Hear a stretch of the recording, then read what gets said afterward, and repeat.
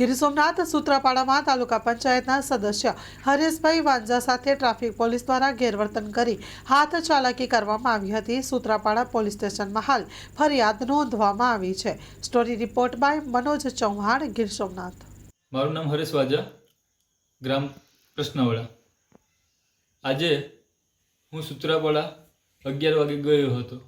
ત્યાં મને અમારા ગામના મંત્રી ભેગા થયા, એટલે મેં મંત્રીને પૂછ્યું કે મંત્રી સાહેબ, તમે મારો ફોન કેમ ન રિસીવ કર્યો? તો મંત્રી સાહેબે કીધું કે એ મારો ફોન છે, મારી મરજી હું રિસીવ કરું યા ન કરું। તો મેં એને કીધું કે તમે અમારા ગામના મંત્રી છો, અમારે તમારું કંઈ કામ હોય તો અમારે ફોન કરીએ તો તમારે ફોન રિસીવ કરવો જોઈએ। તો મંત્રી સાહેબે સીધું કીધું મને કે તમે પંચાયતે આવી શકો છો।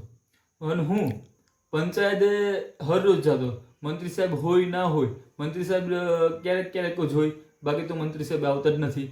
તો મેં એ લોકોને એ વાત કરતો હતો મંત્રી સાહેબ આગળ, તો મંત્રી સાહેબ ઉગ્ર થઈ ગયા મારી ઉપર। એટલે મંત્રી સાહેબ બોલ્યા કે ભાઈ એ બધી વાતો અહીં ન કરવાની આવે। તો સર હું કે તમે અમારા ગામના મંત્રી છો, અમે તમને ન કહીએ તો કોઈ બીજાને કહેવા જઈએ?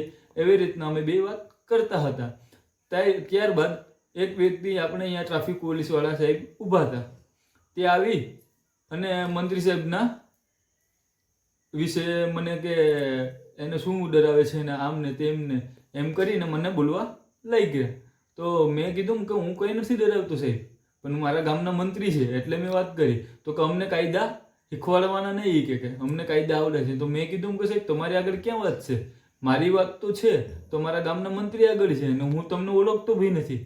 તો એ એમ કીધું કે ભાઈ તું મને ડરાવે છે, કે તું મને કાયદા શીખવાડે છે, કે એમ કરી ને મને ચોદીનો કીધું, એ મને ગાળ આપી। પછી મેં એનો વિડીયો ઉતારવા બાંધ્યો તો પાછી મને એક ગાળ આપી, એ મારા વિડીયો રેકોર્ડિંગમાં બી આવી છે ને। એ પછી એ મને ધક્કો માર્યો। ત્યારબાદ મને કીધું એ લોકોએ કે તું હાલ પોલીસ સ્ટેશનમાં તને ખબર પડે એ કે। તો હું પોલીસ સ્ટેશને એ લોકો ભેગો ગયો।